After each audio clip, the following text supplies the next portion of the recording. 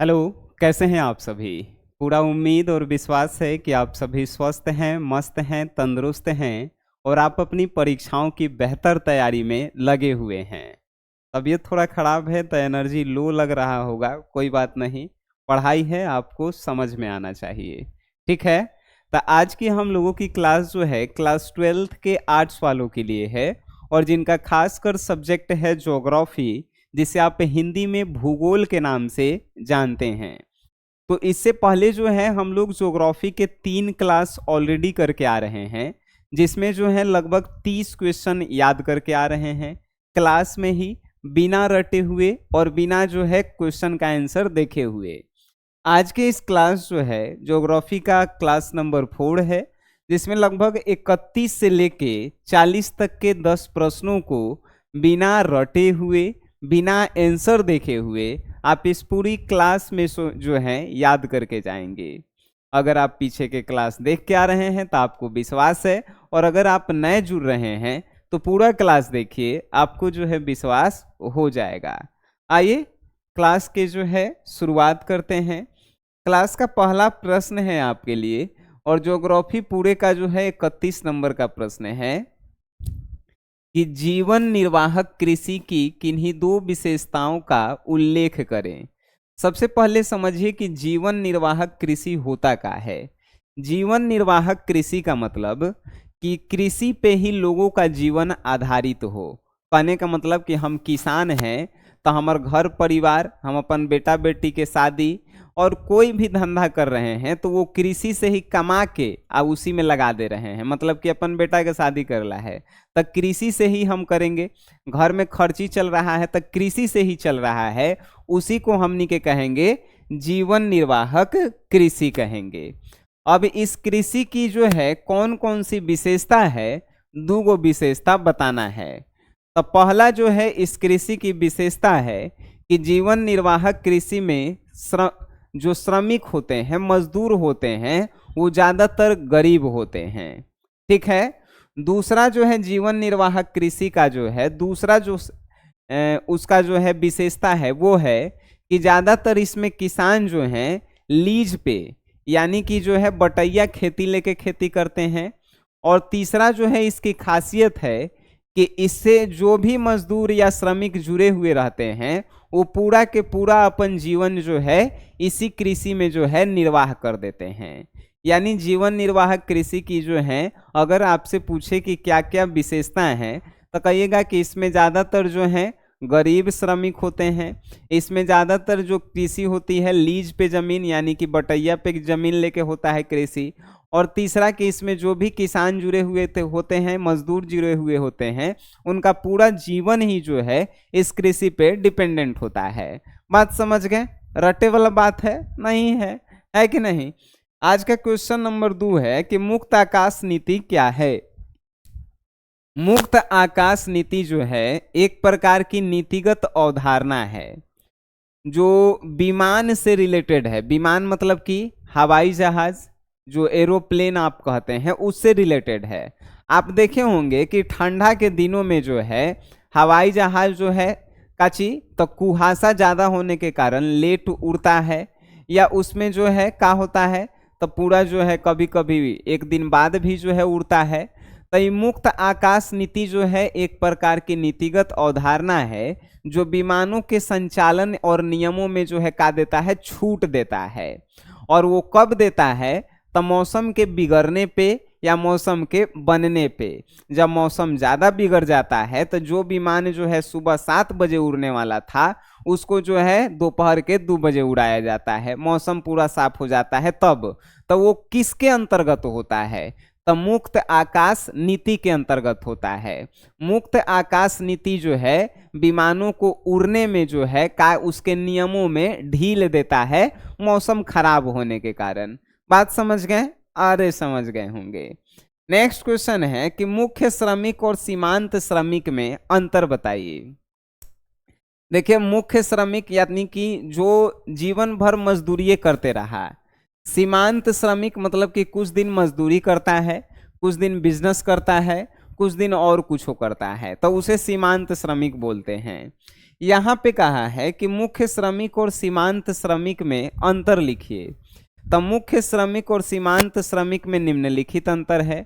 एक तरफ आप मुख्य श्रमिक लिख देंगे, दूसरे तरफ सीमांत श्रमिक लिख देंगे। मुख्य श्रमिक के पहला गुण कि ये जो है इसमें गरीब जो है ज्यादातर लोग होते हैं, गरीब श्रमिक होते हैं। सीमांत में क्या लिखेंगे, तो मध्यम वर्ग के श्रमिक होते हैं। और दूसरी जो है इसकी विशेषता है या गुण लिखेंगे, दूसरा जो है मुख्य श्रमिक में लिखेंगे कि अगर कोई व्यक्ति साल में जो है 183 दिन से ज्यादा काम करता है तो उसे मुख्य श्रमिक कहा जाता है। यानी 183 दिन से ज्यादा मजदूरी करता है तो उसे मुख्य श्रमिक, 183 दिन से जो कम काम करता है उसे जो है सीमांत श्रमिक बोलते हैं। साल में 365 दिन होता है, जो 183 दिन से ज्यादा काम करेगा वो मुख्य श्रमिक कहलाएगा, जो 183 दिन से कम काम करेगा उसे जो है सीमांत श्रमिक कहते हैं। तीसरा जो है इसका आप गुण या विशेषता लिखेंगे कि मुख्य श्रमिक जो है क्या होता है, मुख्य श्रमिक अपना जो है पूरा घर परिवार जो है मजदूरी करके ही चलाते हैं।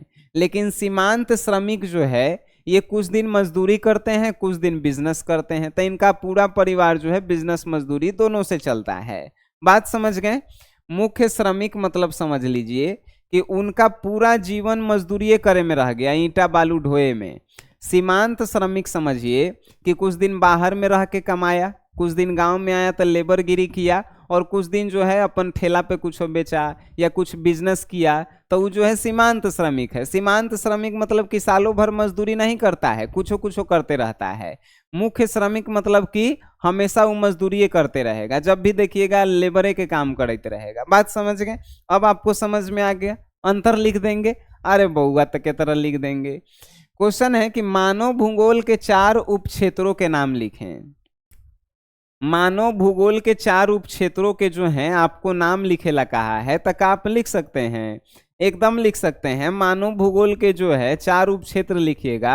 आर्थिक भूगोल, सांस्कृतिक भूगोल, सामाजिक भूगोल और उसके बाद जो है जनसंख्या भूगोल।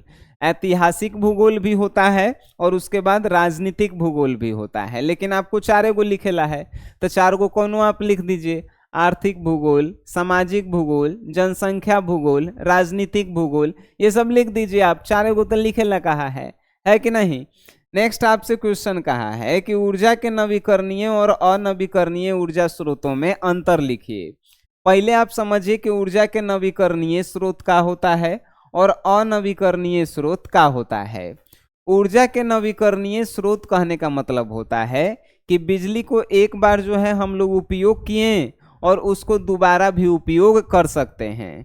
जैसे कि सोलर प्लेट देखे होंगे, सूरज के प्रकाश से आज चार्ज हुआ, आज दिन भर उपयोग किए, फिर कल चार्ज होगा, कल जो है हमनी को उपयोग करेंगे। लेकिन अनवीकरणीय ऊर्जा के स्रोत कहने का मतलब एक बार उपयोग कर लिए तो दोबारा जो है आप उसका उपयोग नहीं कर सकते हैं। जैसे गाड़ी में आप पेट्रोल डलवा लिए, तो एक बार डलवा लिए तो उसको दोबारा जो है डलवाएंगे, अरे वो तो पूरा जो है खत्म हो जाएगा। तो कोयला जो है एक बार जला लिए तो दोबारा आप जलाएंगे नहीं, तो वो तो पूरा खत्म हो गया, तो वो अनवीकरणीय कहलाता है। बात समझ गए। तो ऊर्जा के नवीकरणीय और अनवीकरणीय जब आप समझ गए तो उसको जो है अंतर लिखेला कहेगा, आप नहीं लिख पाएंगे, कहेगा कि नवीकरणीय और अनवीकरणीय में अंतर लिखिए। नवीकरणीय में क्या लिखेंगे, तो ऊर्जा के वैसे स्रोत जिसको जो है दोबारा हमनी के उपयोग कर सकते हैं। जैसे आप क्या लिख सकते हैं, तो जैसे में आप लिख लीजिए सौर ऊर्जा, जल ऊर्जा, पवन ऊर्जा, ठीक है। अनवीकरणीय में लिखिए ऊर्जा के वैसे स्रोत जिनको दोबारा हमनी के उपयोग नहीं कर सकते हैं, जैसे में कोयला, पेट्रोल, डीजल, ये सब आप लिखिए।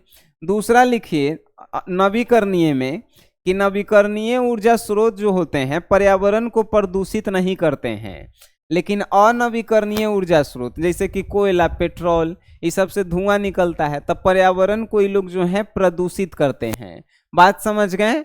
Very good. इसके जो है तीसरा भी आप लिख सकते हैं कि ऊर्जा के नवीकरणीय स्रोत जो होते हैं वो ज्यादातर जो है साल भर, कहने का मतलब वो ज़्यादातर प्राकृतिक स्रोतों से प्राप्त किया जाता है, लेकिन अनवीकरणीय स्रोत जो होते हैं वो जो है बनाए जाते हैं। ऐसे भी जो है आप अंतर कर सकते हैं। तो ये जो है इनके अंतर हैं। अब जो है नेक्स्ट क्वेश्चन है कि भारत के 4 प्रमुख नाभिकीय ऊर्जा केंद्रों के नाम लिखिए। भारत के 4 गो प्रमुख नाभिकीय ऊर्जा केंद्र के जो है नाम बताना है। तो आप याद रखिए, तारापुर जो महाराष्ट्र में है, दूसरा रोहत भाटा जो राजस्थान में है, तीसरा कल्पक्कम जो तमिलनाडु में है, चौथा जो है नरोरा जो उत्तर प्रदेश में है।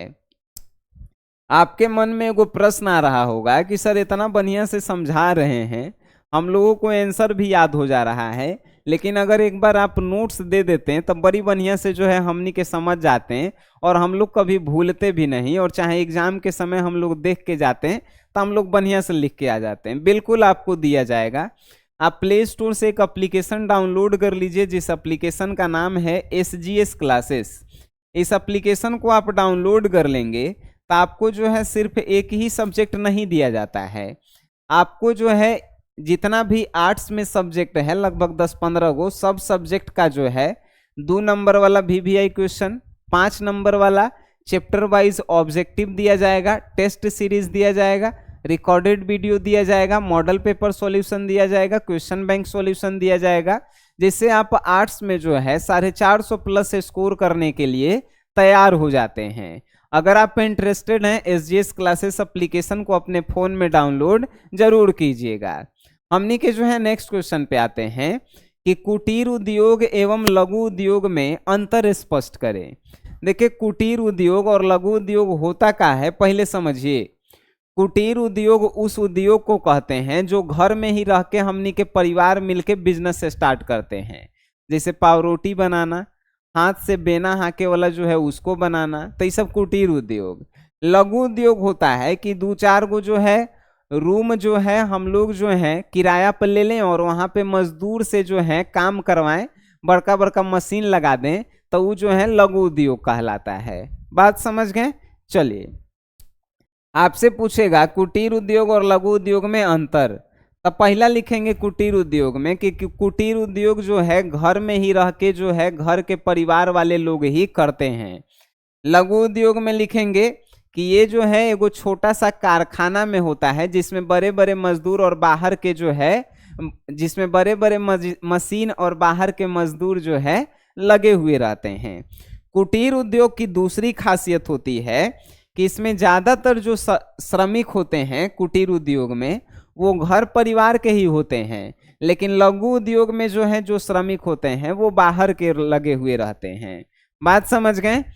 कुटीर उद्योग का जो बिजनेस होता है वो ज़्यादा एरिया में फैला हुआ नहीं रहता है। अब मान के चलिए कि हमारे घरे जो है बेना बनाने वाला जो है धंधा हो रहा है, तो हम अपन शहर में ही बेच पाएंगे, लेकिन जो लघु उद्योग होता है एक शहर से दूसरे शहर से भी जुड़ा हुआ रहता है। बात समझ गए? चलिए, नेक्स्ट क्वेश्चन कहा है कि जल परिवहन के क्या लाभ हैं। तो देखिए, जल परिवहन होता क्या है समझिए। जल परिवहन कहने का मतलब कि जल में चलने वाला गाड़ी, जैसे नाव, जहाज, ये सब जो है जल में चलता है। तो जल परिवहन के लाभ क्या है? जल परिवहन के पहला लाभ कि जल परिवहन जो है परिवहन का सबसे सस्ता सुविधा है। दूसरा जो है कि इसमें सड़कों का निर्माण नहीं करना पड़ता है, और तीसरा जो है इसमें पेट्रोल डीजल का ज़्यादा उपयोग नहीं होता है क्योंकि जो है घर्षण नहीं होता है। बात समझ गए? तो ये सब जो है लाभे हैं। सेकेंड लास्ट क्वेश्चन आज का कि रोपण कृषि क्या है, इनके फसलों के नाम लिखें। रोपण कृषि हम लोग उस कृषि को कहते हैं जिसमें एक बार फसल को लगा दिए और साले साले जो है वो अपने आप फसल होते जाएगा, उसी को हमनी के कहेंगे काची, तो रोपण कृषि कहेंगे। जैसे कि चाय हो गया, कॉफी हो गया, गन्ना हो गया। गन्ना को देखे होंगे एक बार काटता है सब नीचे से, फिर वो अपने आप हो जाता है, फिर काटता है, फिर अपने आप हो जाता है। तो ये सब रोपण कृषि है। मतलब भिंडी के पेड़ आप देखे होंगे, भिंडी को एक बार तोड़ लेते हैं फिर जो है अपने आप हो जाता है। तो एक बार लगा दिए और 2-3 साल तक उससे आप जो है फल जो है ले रहे हैं, तो वो सब रोपण कृषि। जैसे चाय, कॉफी, गन्ना, ये सब है कि नहीं, वेरी गुड। आकार के आधार पर नगरीय बस्तियों को जो है वर्गीकृत करना है। तो आकार के आधार पर जो है नगर नगर के जो बस्ती हैं उसको जो है लगभग 3 गो वर्ग में बांटा गया है। और जानते हैं कौन कौन से वर्ग में बांटा गया है?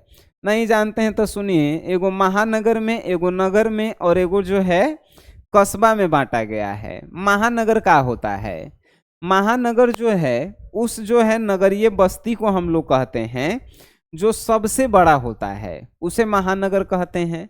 महानगर से जो छोटा होता है उसे नगर कहते हैं, और जो सबसे छोटा होता है उसे कस्बा कहते हैं।